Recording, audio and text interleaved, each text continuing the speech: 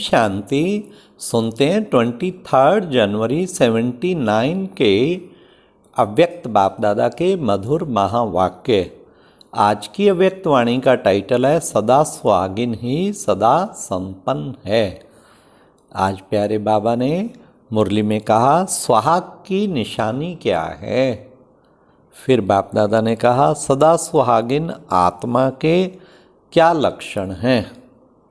साथ साथ बाबा ने माया के पेपर आना किस बात की निशानी है। और लास्टली बाबा ने कहा नंबरवार क्यों हैं, सर्व प्राप्तियां होते हुए भी नंबरवार क्यों हैं। तो आओ सुनते हैं 23 जनवरी 79 की मुरली सदा सुहागन ही सदा संपन्न है। आज बाप दादा बच्चों के श्रेष्ठ भाग्य और सदा सुहाग को देख हर्षित हो रहे हैं। हर एक बच्चा भाग्यशाली और सदा सुहागन है। भाग्य विधाता द्वारा जो भाग्य प्राप्त हुआ उसको अच्छी तरह से जानते हो। विश्व में जीवन की श्रेष्ठता इन दो बातों की होती है, एक सुहाग और दूसरा भाग्य। अगर सदा सुहाग नहीं तो सारी जीवन बेकार अनुभव करते हैं, नीरस समझते हैं। लेकिन आप सबका अविनाशी सुहाग है जो कभी मिटने वाला नहीं, क्योंकि अविनाशी अमरनाथ ही आपका सुहाग है। जैसे वह अमर है वैसे आपका सुहाग भी अमर है। सुहागवती स्वयं को सदा दुनिया में श्रेष्ठ समझती है। सुहागवती सदा साथ के कारण स्वयं को संतुष्ट समझती है। आजकल की दुनिया में जिसको श्रेष्ठ कार्य समझते हैं उस श्रेष्ठ कार्य के निमित्त सुहागन को ही रखते हैं। सुहागन सदा श्रृंगार की अधिकारी होती है। सुहागन मीन पतिव्रता, एक शिव बाबा दूसरा ना कोई। सुहागन नहीं तो श्रृंगार भी नहीं। सुहागन की निशानी तिलक और कंगन होते हैं। सुहागन सदा सुहाग के कारण सुहाग के खजाने को सर्व खजाने अनुभव करती है, अर्थात अपने को संपन्न समझती है। ऐसे ही यह सब रीति रस्म अविनाशी सुहाग का यादगार चला आ रहा है। ये सभी बाबा ने कहा तुम बच्चों का अविनाशी सुहाग शिव बाबा उसी का यादगार चला आ रहा है। आप सब सच्ची सुहागन विश्व के अंदर सर्वश्रेष्ठ आत्माएं गाई और पूजी जाती हैं। आज का विश्व आप सदा सुहागन के जड़ चित्रों को देख खुश होता है कि आत्माएं अमरनाथ अर्थात पति परमेश्वर की सच्ची पार्वतियां हैं। आप सच्ची सुहागन आत्माएं सदा स्मृति के, ध्यान से सुनना, सदा स्मृति के तिलकधारी और मर्यादाओं के कंगनधारी आत्माएं संगम युग के इस श्रेष्ठ व अविनाशी बेहद के सुहाग की रीति रस्म हद के सुहाग में भी चलती आ रही है। अपने आप से पूछो, ऐसे सदा सुहागन अर्थात सदा संपन्न सदा हर्षित अनुभव करते हो? सिंगल हो व युगल हो, अकेले समझेंगे तो वियोगी जीवन अनुभव करेंगे। सदा सुहागन अर्थात कंबाइंड समझेंगे तो सदा मिलन महफिल में अपने को अनुभव करेंगे। सदा कल्प पहले मुआफिक अपने को अंगत के समान अचल समझते हो। अंगत के समान अचल अर्थात सदा निश्चय बुद्धि विजयंती। जरा भी हलचल में आए तो विजयी बन नहीं सकेंगे। माया के विघन यह तो ड्रामा में महावीर बनाने के लिए पेपर के रूप में आते हैं। बिना पेपर के कभी क्लास चेंज नहीं होता। पेपर आना अर्थात क्लास।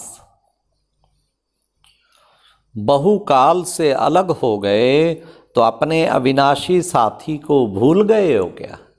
हाँ, बाबा कहते पेपर आना माना क्लास चेंज होना, आपके प्रमोशन हो रही है हलचल में नहीं आना, कितना बड़ा पेपर आ जाए।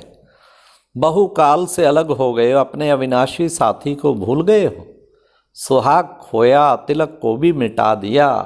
हाँ, विघन आया कहीं झट मिटा देते हैं, हे लो लग गया मेरा तिलक, और सुहाग भी खो दिया, तिलक भी मिटा दिया। फिर आगे सुनो, श्रृंगार को भी गवा दिया, सारे श्रृंगार भी खराब कर दिया, खजानों से भी वंचित हो गए और सदा सुहागन से क्या बन गए? भिखारी बन गए। क्या हालत हो गया। हाँ, वियोगी बन गए।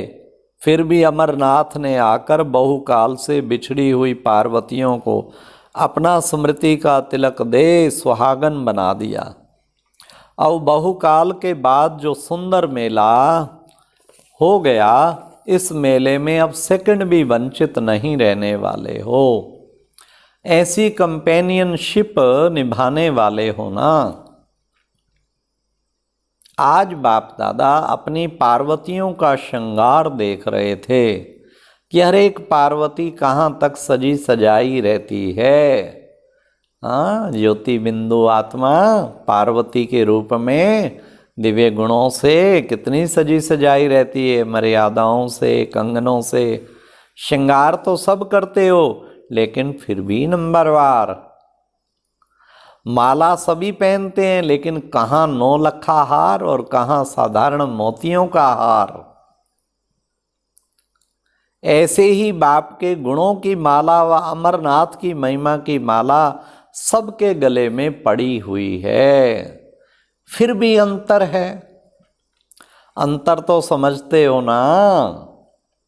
गाने वाले हैं व बनने वाले हैं, इसमें अंतर पड़ जाता है। ऐसे ही मर्यादाओं के कंगन तो सबने पहने हैं, सब मर्यादाओं के कंगन से सज रहे हैं, लेकिन सदा मर्यादा पुरुषोत्तम बनने में कोई हीरे तुल्य बने हैं, तो कोई सोने तुल्य बने हैं, और कोई फिर चांदी तुल्य बने। कहाँ हीरा और कहाँ चांदी, तो नंबरवार हो गए ना। इसलिए कहा कि नंबरवार श्रृंगार देख रहे हैं। दूसरी बात, सुहाग के साथ भाग्य देखा। लौकिक रीति से भी भाग्य का आधार तन की तंदुरुस्ती, मन की खुशी, धन की समृद्धि, संबंध की सदा संतुष्टि और संपर्क में सदा सफल मूर्त होता है। इन सब बातों में से भाग्य को देखते हैं। तो अब संगम युग का श्रेष्ठ भाग्य अनुभव कर रहे हो ना। संगम युग के अलौकिक जीवन की विशेषताओं को जानते हो ना। सदा स्वस्थ अर्थात सदा सौम्य स्थित रहने से तन का कर्म भोग भी कर्म योग से सूली से कांटा हो जाता है। कर्म भोग को भी बेहद के ड्रामा के अंदर खेल समझकर खेलते हो, तो तन का रोग योग में परिवर्तन हो गया।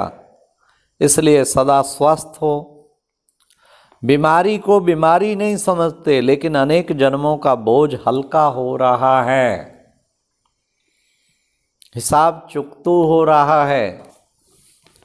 ज्ञान धन सब धनों से श्रेष्ठ है। ज्ञान धन वालों की प्रकृति स्वतः ही दासी बन जाती है। जहाँ ज्ञान धन है वहाँ स्थूल धन की कोई कमी नहीं, तो धन का भाग्य भी सदा प्राप्त है। तीसरा है संबंध। सर्व संबंध निभाने वाले परमात्मा को अपना बना दिया। जब चाहो जैसा संबंध चाहो वैसा ही संबंध का रस एक द्वारा सदा निभा सकते हो। और संबंध भी ऐसे जो देने वाले होंगे, लेने वाले नहीं, कभी धोखा भी नहीं देने वाले, सदा प्रीति की रीति निभाने वाले, ऐसे अमर संबंध अनुभव करते हो ना। और बात संपर्क, संगम युगी जीवन में संपर्क भी सदा होली हंसों से है। बाप के संपर्क के आधार पर ब्राह्मण परिवार का संपर्क है, हंस और बगलों का संपर्क नहीं, लेकिन ब्राह्मण आत्माओं का संपर्क है। बगलों का संपर्क सिर्फ सेवा अर्थ है। सेवा का संपर्क होने का कारण सदा विश्व कल्याण की भावना, विश्व परिवर्तन की कामना रहती है। इस कारण सेवा के संपर्क में भी कोई दुख की लहर नहीं।